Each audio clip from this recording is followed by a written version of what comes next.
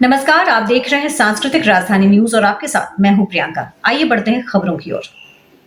खबरों में बात करते हैं राहुल गांधी की, जिनके नेतृत्व में भारत जोड़ो न्याय यात्रा का कारवां झारखंड के पाकुड़ से गोड्डा और दुमका होते हुए आज देवघर पहुंचा है, जहां राहुल गांधी के साथ कांग्रेस और सहयोगी दल जेएमएम के शीर्ष नेताओं ने उनका स्वागत किया।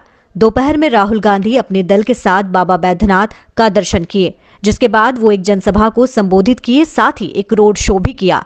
राहुल गांधी ने जनसभा में केंद्र की भाजपा सरकार की नीतियों और भाजपा के द्वेष की राजनीति पर जमकर निशाना साधते हुए कहा कि भाजपा नफरत की राजनीति कर रही है।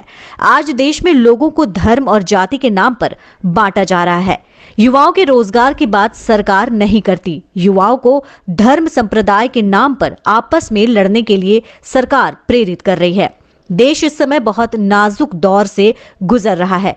देश के युवाओं को अपने बेहतर भविष्य के लिए बेहतर विकल्प चुनने की जरूरत है। भटक रहे हैं, जंतर मंतर में बैठे हैं, क्योंकि उनके हाथों से सरकार ने रोजगार छीना है।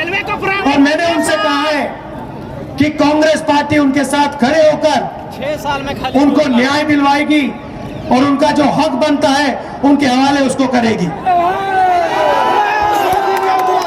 भाइयों और बहनों,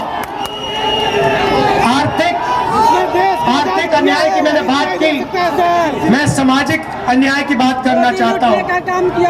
हिंदुस्तान में अलग अलग वर्ग के लोग हैं, दलित हैं, आदिवासी हैं, पिछड़े लोग हैं, जनरल कास्ट के हैं, माइनॉरिटी है, सारे लोग हैं। मगर आज तक किसी को ये नहीं मालूम इस देश में पिछड़े लोग कितने हैं। बोलो, जोर से बोलो। भाइयों और बहनों, मैं आपसे पूछता हूं, देश में पिछड़े लोग कितने हैं? कोई जानता है? आप जानते हो कि सबसे ज्यादा है, मगर नंबर नहीं जानते। फ्री कर दिया, दवाई फ्री कर दी, अस्पताल फ्री कर दिया। दिल्ली में सरकार आएगी तो हमारी ये कोशिश होगी कि आप हमें ये ना कह पाओ। मगर मैं जाति जनगणना की बात कर रहा हूँ। हम जाति जनगणना की बात कर रहा हूँ। मैंने कहा कि जैसे किसी को चोट लगती है तो एक्सरे होता है, वैसे ही हिंदुस्तान का एक्सरे होना चाहिए, जाति जनगणना होनी चाहिए, पता लगाना चाहिए इस देश में दलित कितने, आदिवासी कितने, पिछड़े कितने, माइनॉरिटी कितने, जनरल कितने। वही पहला कदम है न्याय देने का।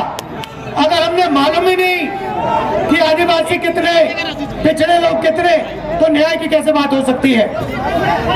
जैसे ही मैंने जाति जनगणना की बात की, वैसे ही नरेंद्र मोदी कहते हैं देश में कोई जात नहीं है, देश में सिर्फ जो जात है, एक गरीब, एक अमीर।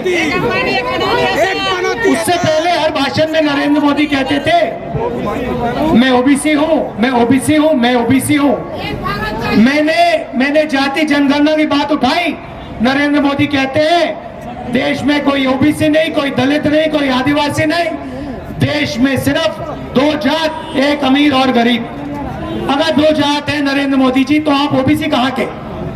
आप ओबीसी कैसे बन गए? ये मैं आपके सामने रखना चाहता था।